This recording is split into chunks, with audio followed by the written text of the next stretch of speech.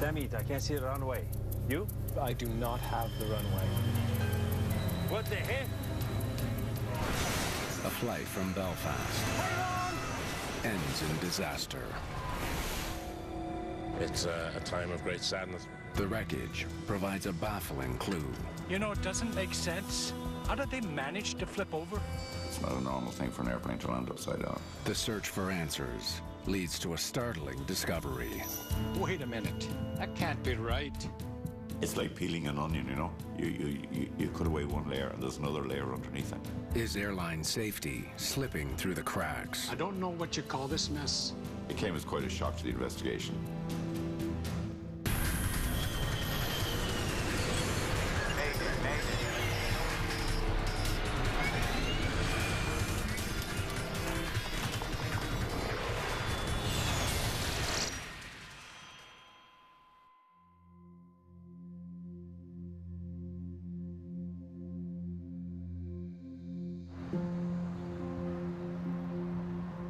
The city of Cork, on the southern coast of Ireland, a place famous for its deep-water harbor and its foggy weather.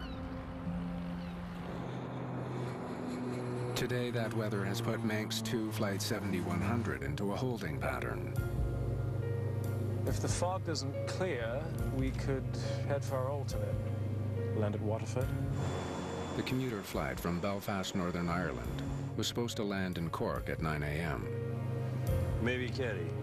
30 minutes later, it's still circling the airport.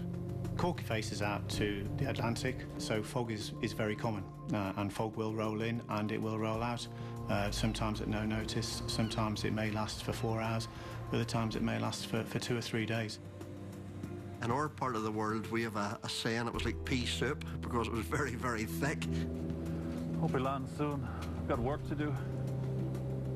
There are 10 passengers waiting to land this morning, including Lawrence Wilson, traveling to Cork for the day on business. I was going to Cork to do forklift truck training.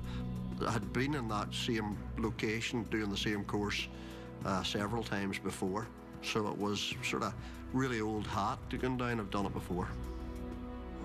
Today's flight is aboard a Fairchild Metro 3. It's a very small plane. I'm 6 foot. I couldn't have stood up inside it. The 19-passenger turboprop is designed for short, low-cost flights. The airline in question was serving Belfast to Cork, which is a route that wouldn't be economically justified in a jet like a 737 or an Airbus. Flying the plane today is First Officer Andrew Cantle of England.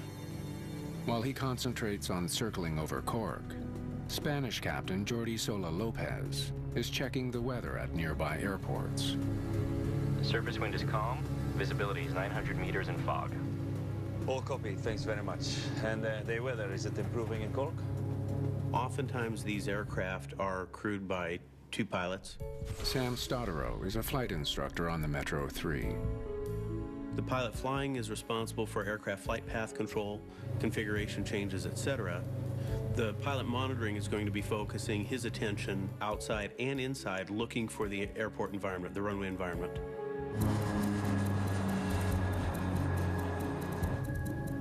Okay. Another small improvement at runway 17. At 9:35, the controller tells the captain the fog has lifted slightly. Visibility at touchdown zone is 500 meters. Okay, in that case, any chance to perform one approach there?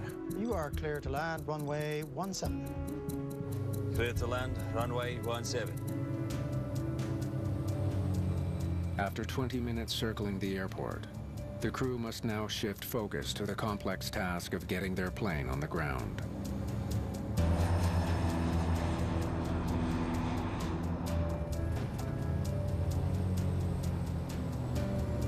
We're good. I've landed and worse. There was only the one lady on the plane, and I was just talking as if I had experience. I had no experience at all. I just wanted to kind of reassure her that everything was going to be okay. Glide slope is coming in. The pilots confirm the plane is lining up with the runway. Okay, Glide slope coming in. And they're descending at the correct speed. Speed's okay. You're using your heading indicator, your horizontal situation indicator, and other indicators like the attitude indicator to put the aircraft flight path where it's supposed to be. I took control of the power, okay? The captain tells the first officer he'll adjust the engine power during the landing. That's fine, yeah.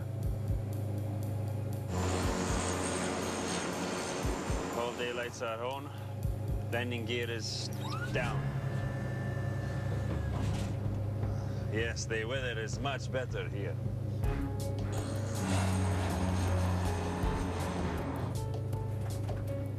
So I was on the left-hand side of the plane, looking out just behind the wing.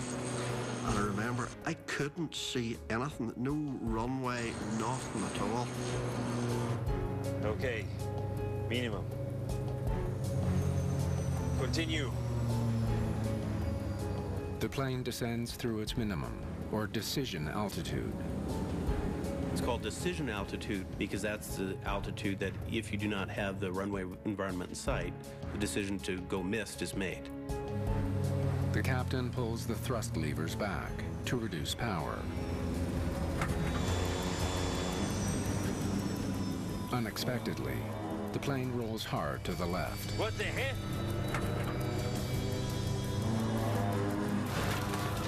Go around! Go around!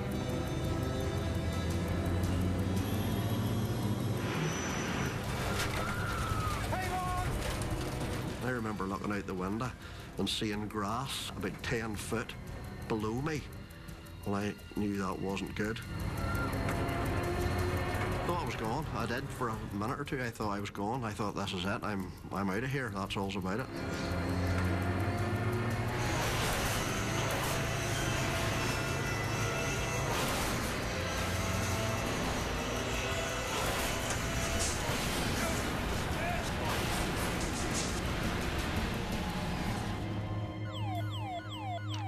A sudden alarm warns controller Sean Patrick he may be facing a disaster. The radio in the tower has picked up an emergency beacon from the plane. Max 7100, contact the tower. We didn't realize there was a problem until the emergency locator transmitter went off. Max 7100. With the airport shrouded in fog, he can't see a thing. Might be nothing. A heavy landing can trigger that alarm. There's a minute there where you're in limbo. You're waiting for the crash crews to ramp up for them to actually deploy. So you're just there waiting.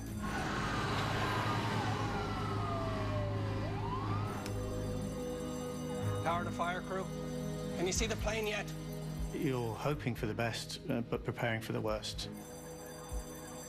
The ground controller instructed the fire crews to deploy to the threshold of runway 17, and they then entered the runway and commenced a search pattern. Crash, crash, crash. And then they called crash, crash, crash on the ground frequency. And it was only at this stage that we became aware that the aircraft had actually crashed on landing. Manx 2 Flight 7100 has slammed into the mud beside runway 17. Rescue workers quickly douse the flames and get to work freeing the survivors. I remember daylight coming into the plane, but everything was so crushed and stuff. Then he come to me and had to prise the two chairs, the one in front and the one behind, to try and get me out. I had to reach in with a penknife and reach down in and cut the seat belt to actually get me relieved. And I got standing up in the part of the plane which wasn't that badly crushed. I only realised then that the plane was upside down. I was standing on the roof and I looked up and the chairs were up above me. Of the 12 people on board, 6 have been killed, including both pilots.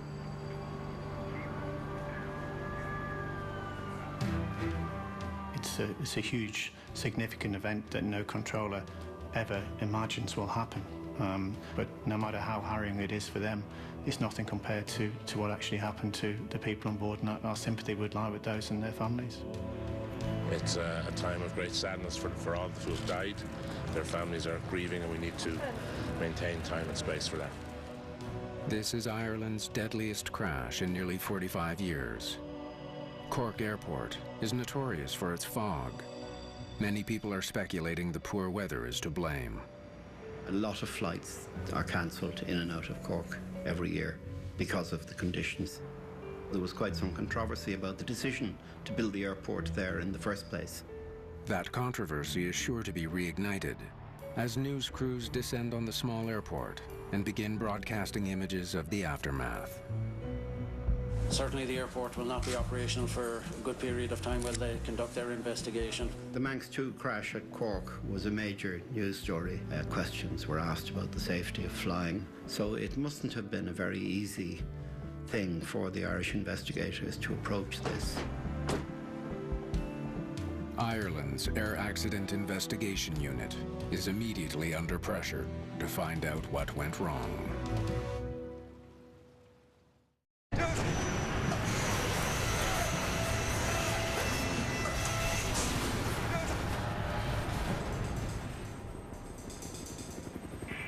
Pictures from the scene in Cork showed the aircraft wings were shorn off and the entire front half of the fuselage was crushed.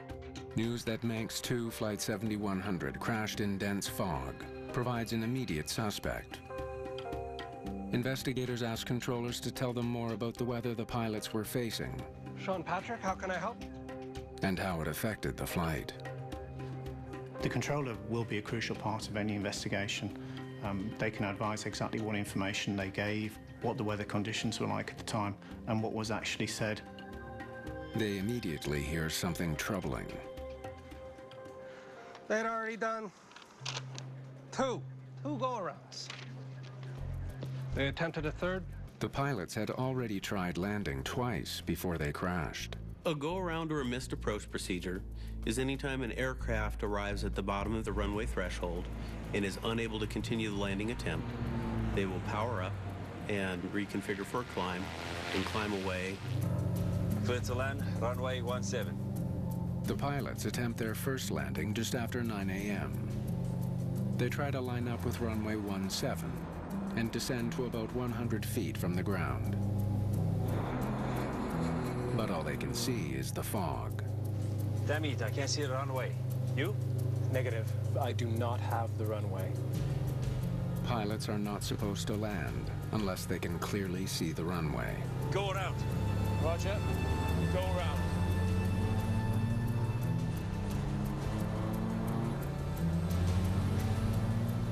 Ten minutes later, the crew decides to try a different tactic.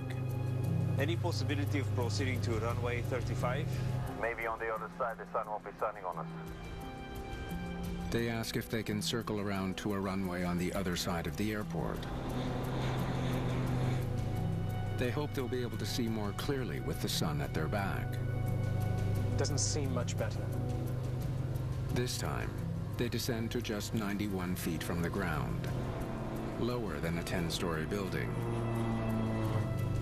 But they still can't see the runway. Go around.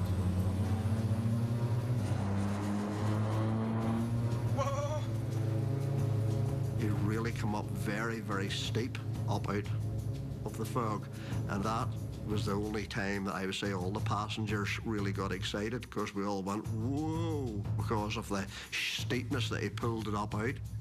Controllers don't know what went wrong on the third landing attempt. Visibility at touchdown zone is 500 meters. Only that the pilots opted to try runway 17 again, instead of diverting to a different airport. Okay, in that case, any chance to perform one approach there? You're cleared to land runway 17. After making a second go-around, there's significant stresses and internal pressures that exist because there's now two attempts that were unsuccessful. So oftentimes pilots will feel internal pressure to make it happen. Going out! Go around!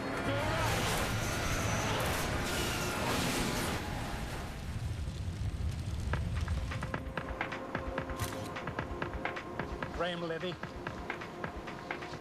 On runway 17, engineering lead Graham Liddy surveys the crash site. Most of the plane has come to rest upside down at the side of the runway. For Liddy, the first question is obvious. Doesn't make sense. How did they manage to flip over? It was immediately obvious that the airplane traveled a long distance in an inverted position. And that immediately starts to suggest that control was actually lost. It's not a normal thing for an airplane to land upside down. Liddy and his team are desperate for any information that might explain why the landing went so horribly wrong. Their best hope, the plane's flight recorders. They capture what the pilots do and say in the cockpit. We were very anxious to get this information as quickly as possible. But patience is required. It's too soon to say exactly how long it might take to retrieve the crucial data from the recorders. Invariably, the data from the flight data recorder and the cockpit voice recorder takes a little bit of time to download and to analyze. Okay. No one touches anything until we record exactly where it is. Meanwhile, he focuses on the wreckage strewn along the runway. The big issue is never to speculate. It's to go and evaluate the evidence and then come up with an analysis of what actually happened. The trail of aircraft debris stretches almost 200 meters, from the point the plane first touched down to where the main fuselage came to rest in the mud. Each small piece along that trail could be an important clue. A lot of useful information about the history of those events or the sequence of those events can be derived from the marks that the aircraft makes when it makes initial contact with the ground. What the heck?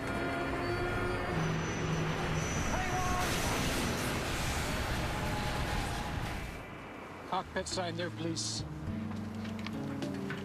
Wiper blade, please. Recording the location of every piece of wreckage can be a time-consuming task. Liddy decides he needs some high-tech help. How quickly can you get me a laser scanner? The laser scan is a facility where you can actually scan the entire area and produce a three-dimensional picture of the accident site. And it records all the positions of these pieces of wreckage. Thank you. Until he can finish his work, the runway at Cork remains closed. There's obviously a lot of pressure to get the airport back into operation again. That's a pressure you just have to accept. But it's not the only pressure Liddy faces. He's all too aware that travelers across Ireland are nervously waiting to hear what caused the island's deadliest air disaster in decades.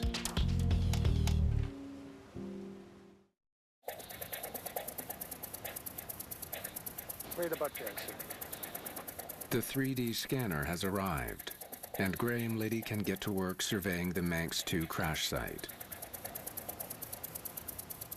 The spinning head uses laser light to capture the exact position of every piece of wreckage, as well as the contours of the runway. It creates a virtual crash site that investigators can revisit down the road. You may not need it all, but at least you have it captured now and you're not faced with the embarrassing situation of, well, we've moved it all and we've destroyed this and we've restored the runway and all these marks are now gone. With the scan complete, the wreckage is taken to a hangar for further study. Every system needs to be checked for signs of mechanical failure. They focus first on the control surfaces on the wings and tail that pilots use to control the plane. This particular aircraft, all the control systems are cable operated, as is normal of an airplane of this size and vintage. What the hell? You need to go right. I am. If any of the cables break mid-flight, it can lead to a catastrophic loss of control. That's exactly what happened 3.5 years earlier and half a world away in Tahiti. A twin otter climbs out after takeoff from the island of Maria.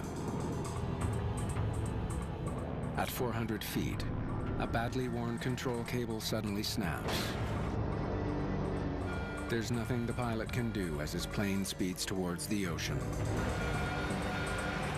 The impact kills all 20 people on board. Do you have those cables matched? In Cork, Investigators soon discover that not all the Metro 3's cables are intact. Some are broken, raising the critical question: did they wear out and snap just as the plane was about to land? The team studies the cables carefully to see if they can figure out why they broke.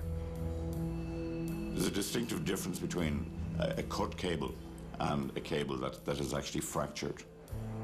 They find no evidence of metal fatigue, and no sign the cables wore down gradually through the years. So we were able to determine that in this particular case, the separation of the cable wasn't caused by a mechanical failure over a period of time.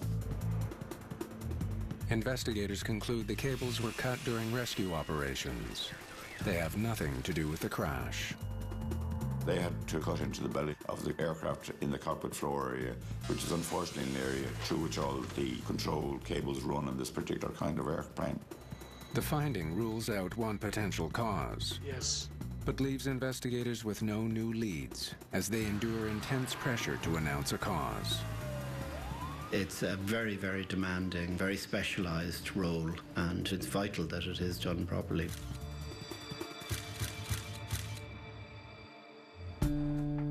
Investigators hope the results of the 3D laser scan will give them the breakthrough they so desperately need.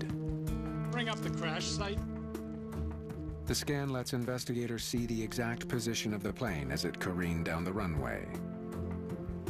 We're actually able to determine all these marks with a precision of millimeters. Almost immediately, the strategy begins to pay dividends. We know the first bit of debris came from the right wingtip. We found navigation light glass from the right-hand side of the airplane. That's green glass to the left of the center line. Aircraft wings have color-coded navigation lights. Red on the left, green on the right, so other planes can tell which direction they are flying. What the heck? Go around!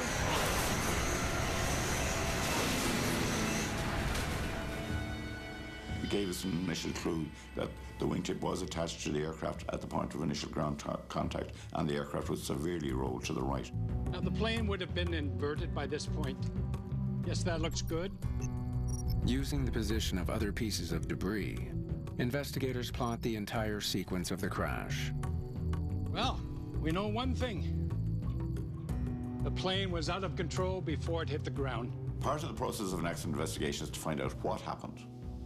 And then we go on to the next stage, which is to find out why it happened. The bizarre wing-down position of the Metro 3 leads investigators to search for defects in the cockpit flight instruments. In particular, the dials and gauges that tell pilots the position of their plane. You need to go right. I am. If one of the flight instruments malfunctioned, it may have confused the pilots, which could explain the sudden roll. So the only way you can check all that out is actually take those instruments out of the aircraft and send them away for testing. But when investigators examine those instruments, they are no closer to solving the mystery of Flight 7100. There was some impact damage on this instrumentation on the aircraft, but we were actually able to verify that the instruments actually were working okay. Investigators will need another strategy if they ever hope to understand why a passenger plane lost control and fell from the sky.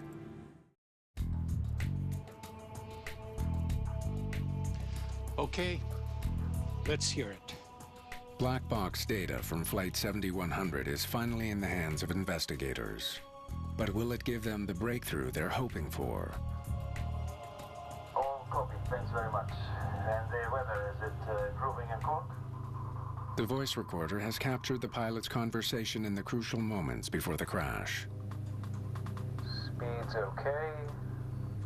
Liddy listens as the pilots discuss their landing preparations. At this stage, everything seems normal. I took control of the power, okay? Then, he hears something unexpected. Yeah, that's fine, yeah.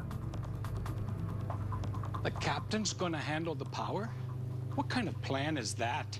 They're starting to deviate from standard procedures by doing things like splitting command of the aircraft or control of the aircraft, which is not a good idea. Normally, the pilot flying the plane would be the one adjusting the engine throttles. If someone else is making those changes, there's going to be a delay in the response from the pilot flying, an unnecessary and undesired response. Okay, minimum. But it's not only that decision that seems off. There's also something odd about the sound of the engines.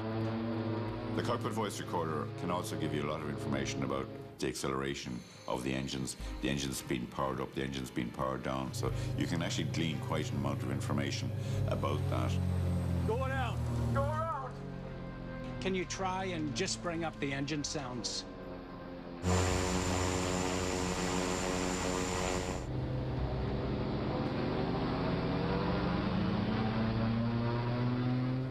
Sounds like those two engines were operating at different power levels.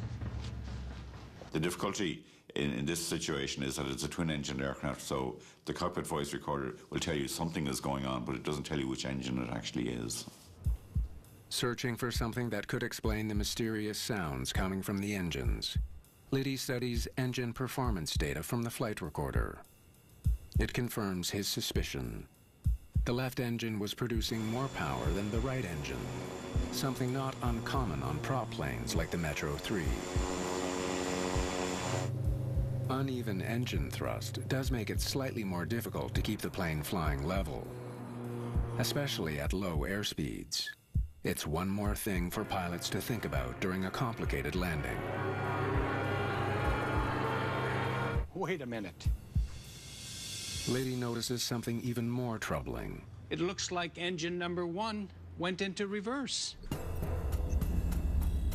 Turboprop engines use the angle or pitch of the blades to change the direction of airflow. The propeller has an angle and through rotation takes a bite out of air, like a screw. When selecting reverse, what's happening to the propeller pitch is it's flattening out and going into a negative blade angle, causing air to be pushed forward instead of aft. That is one thing you don't want to happen in flight, because it can actually reduce the airplane to below its stalling speed, so the airplane will actually stall.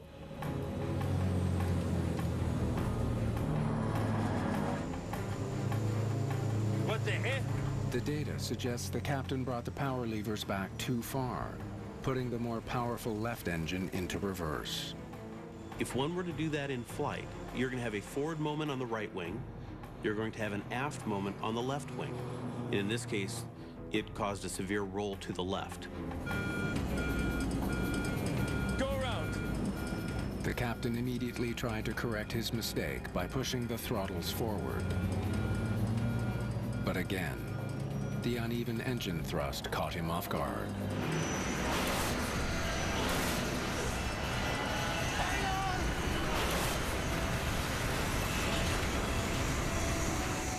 Left engine, powered up faster, pushed them over to the right.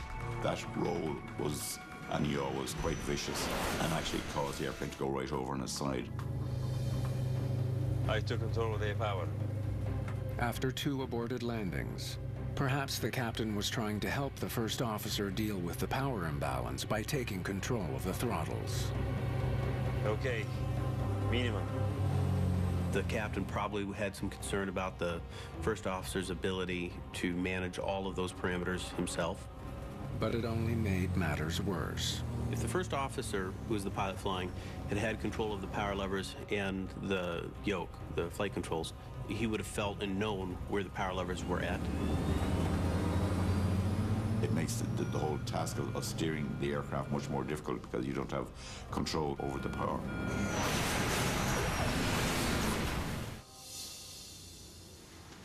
These guys made a lot of rookie mistakes.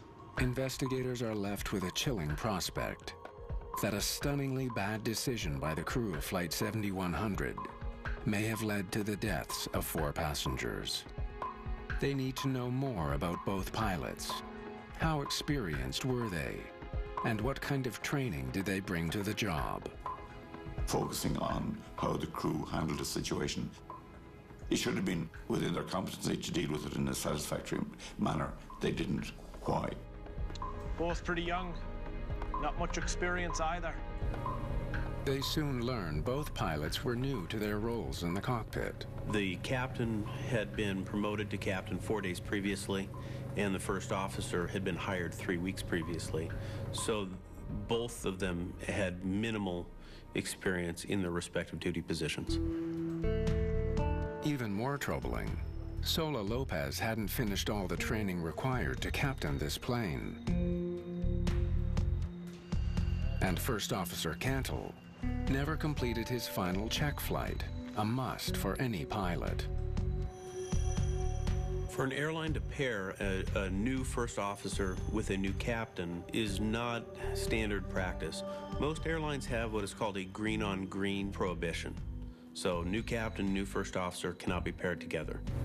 Most often, air carriers will require a captain to have 100 hours in his duty position prior to serving with a newer first officer.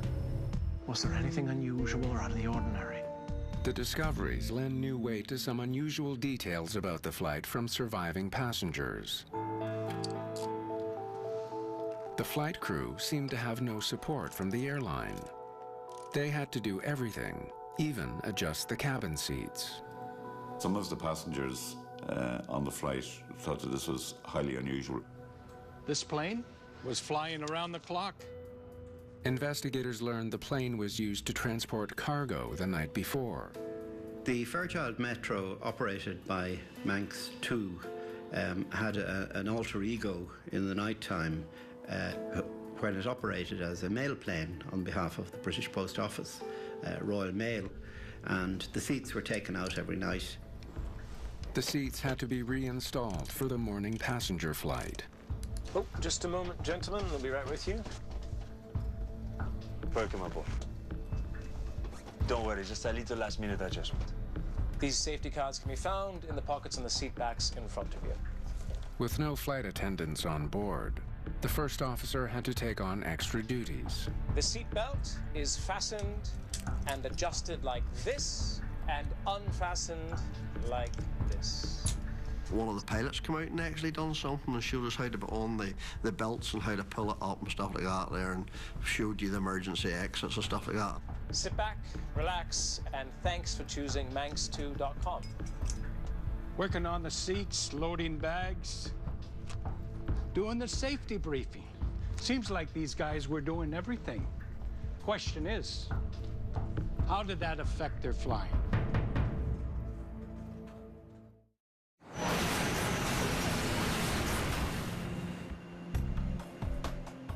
Investigators scrutinized the pilot's activities in the days preceding the crash.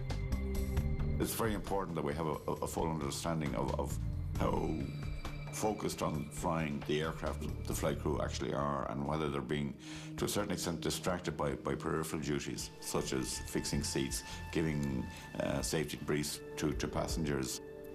Looks like neither of them was getting enough sleep. With all their extra duties, neither pilot has enough time to rest between shifts. It's a dangerous violation of aviation regulations. A pilot that extends his working day, even if he's not flying, is clocking up fatigue. He's clocking up a sleep deficit. Damn it, I can't see the runway. You? Negative. I do not have the runway. Go around. Fatigue could explain why the pilots were overwhelmed by a challenging landing at a fog-bound airport. Investigators are desperate to learn more about the operation of the airline they worked for, Manx II. If you don't hire the pilots, who does? What they uncover is stunning. Manx II isn't an airline at all. It only sells the tickets. Manx II was what people call a virtual airline. The aircraft were not under the direct control of Manx II. Manx II was a shell company which basically just sold tickets on the flight. It came as quite a shock to the investigation. So that immediately alerts you to the fact that there's something a bit non-standard going along here. How does Manx fit into the daily operation of this plane? Investigators suddenly realize that understanding the full story behind what went wrong now depends on tracing a convoluted international paper trail. They don't do maintenance. That's farmed out to a company in Spain. It's like peeling an onion, you know? You cut away one layer and there's another layer underneath and you keep on going. And it was a very difficult process for the investigation, and it took a long time. The only plane on Earth that never breaks down. Investigators pore over the logbooks pilots use to keep track of maintenance problems during flight. More than 100 hours of flight. Not so much as a worn gasket. Nothing. Almost unbelievably, not a single recent mechanical issue has been logged. It would be extremely unusual for an aircraft to operate for 106 hours without having some kind of defect that should have been noted in the maintenance log. And yet the maintenance log and the tech log is as clean as a whistle. The history of aviation is littered with examples of poor aircraft maintenance leading to disaster. In September 1991, Continental Express Flight 2574 is on approach to Houston, Texas. It's clear and calm when the commuter plane suddenly plummets from the sky. The pilots have lost all control. The twin turboprop slams into a farm below. All 14 people on board are killed. Mechanics had neglected to replace a row of screws on the plane's horizontal stabilizer the night before. When the piece came loose in flight, the pilots never had a chance.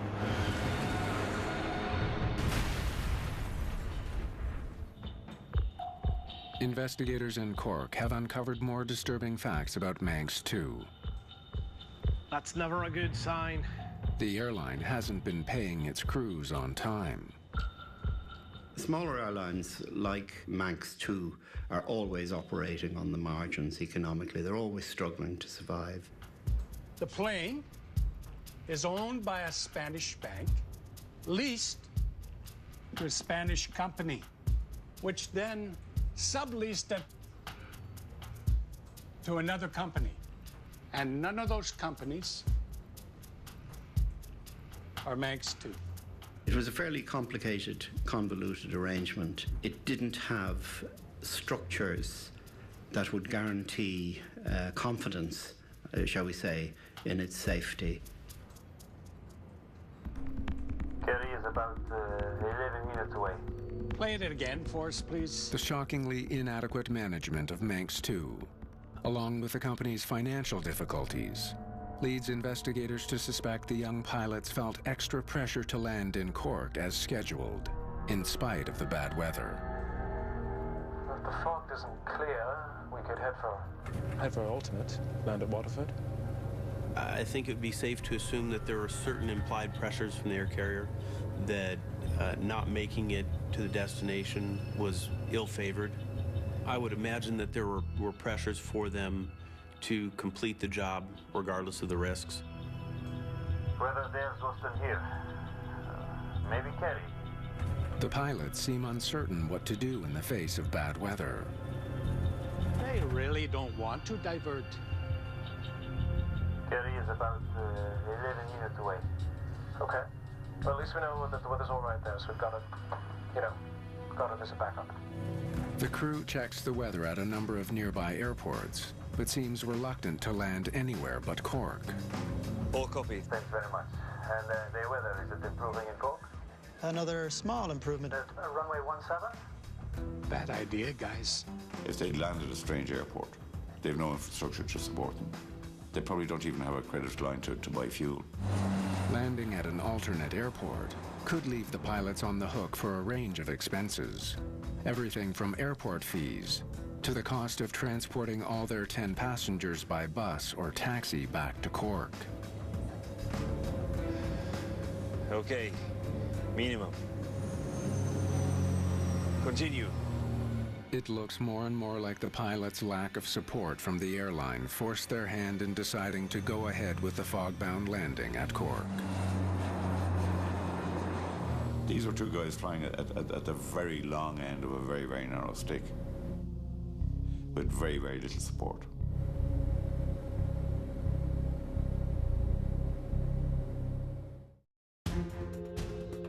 The Manx 2 crash investigation has revealed that there is no single cause behind the accident. Instead, it stemmed from a deadly chain of mistakes and circumstance. Heavy fog that put an inexperienced and overworked crew under extra pressure, leading to a piloting error that was compounded by poorly maintained engines. The engines were producing uneven power for more than 100 hours of flight, and not one pilot reported it. It's a fairly major red flag if maintenance issues are not to the fore. Okay, minimum. If the uneven engine power had been reported, it might have been fixed, but investigators find no record of anyone trying. Continue. The fault went unnoticed, or if it was noticed, it wasn't attended to. If the Metro 3's engine power had been properly balanced, Go around! Go around! there's a chance they could have recovered after the captain mistakenly reduced the throttles too far. Instead, the uneven engine thrust sent the plane into a severe roll that resulted in the crash.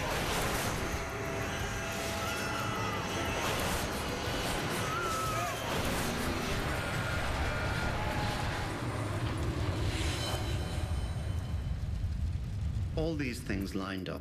Poor judgment by the pilots, bad decisions that they made, the fog, the problems with the throttle. Remove any one of those issues from the equation and you might not have had an accident. The investigation has also exposed the virtual airline at the center of the disaster. Owned by Spanish interests, but operating from the Isle of Man, Manx 2 has somehow slipped through the cracks of aviation oversight. The day-to-day management of the aeroplane seemed to fall between the ticket seller and the aircraft owner. And in actual fact, the Spanish authorities stated that they were unaware of this remote operation. I don't know what you call this mess, but it's not an airline. The investigation team generally was appalled when we actually discovered what was actually going on. This crash focuses the world's attention on a growing safety threat. Massive holes in the regulations that govern small commercial airlines in Europe. Companies where crews are generally younger, less experienced, and expected to work long hours with limited ground support. There's a lot of blame and fault with the crew members themselves. However, the air carrier has significant fault in this accident as well, because they allowed for the situation to arise where you had two inexperienced crew members paired together with a real lack of leadership and overall oversight from the part of the company.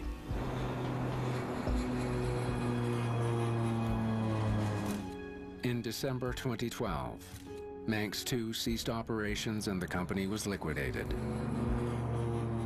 The final report lists a number of factors contributing to the crash, including fatigue, pilot error, and the malfunctioning engine.